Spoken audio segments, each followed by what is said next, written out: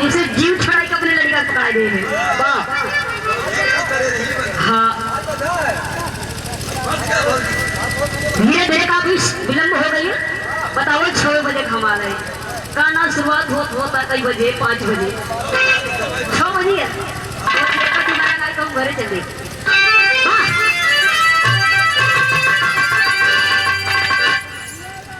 ज्यादा समय न ले बस थोड़े समय पे भैया बस आराम से चला।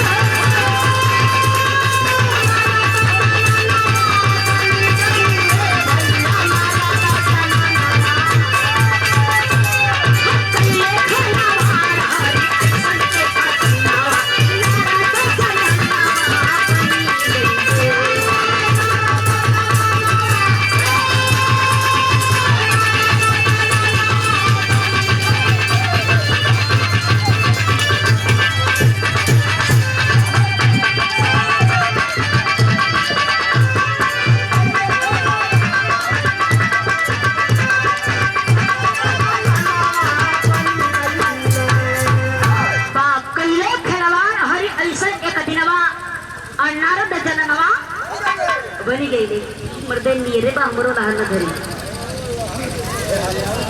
बात उस समय की मिली जो समय नारद जी के बाबूजी घमंड हुई। घमंड में बड़ा अहंकार हो गया कि कहे लगलन कि हमारे जैसा 3 लोक में कोई नहीं है। लेकिन एक बात कहलन का कहलन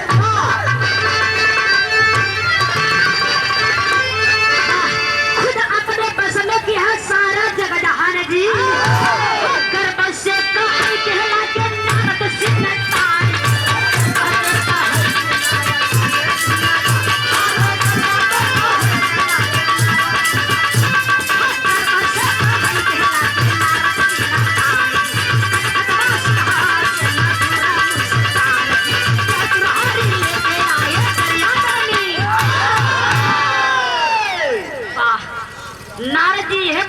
कहलन गर्व से घमंड से कि हमारे जैसा कोई ना बा।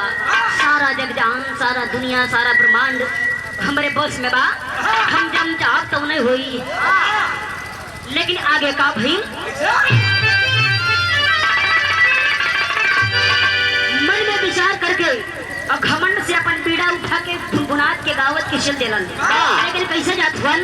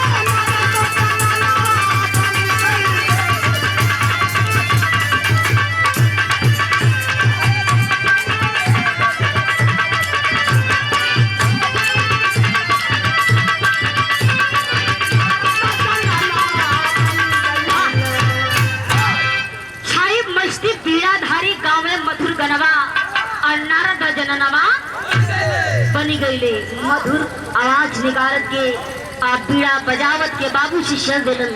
लेकिन कहा जात हुए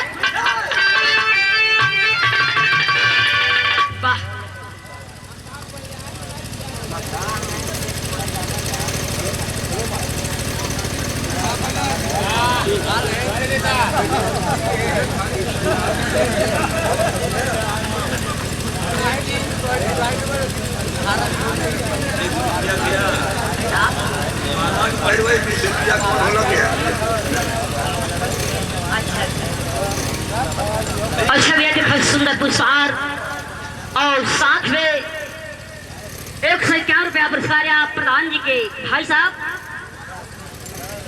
अच्छा और छलाल बड़े भैया के 100 बार पलकी बा और साथ में भाइयों के पलकी प्रणाम बा। हाँ आई सुंदर पुरस्कार और साथ में ढेर सारा पुरस्कार आप प्रधान जी का सदस्य। अच्छा प्रधान जी का सदस्य बड़े भैया के 100 बार पलकी बा साथ में सिपाहियों के पलकी प्रणाम बा। अब हम प्रधान जी बाकी है नहीं तो प्रधान जी हमें सामने नहीं है। आई दिखाई हम स्वागत अपने गुरु जी को हम करे चाहते हैं तरीका तो हम स्वागत कर दी।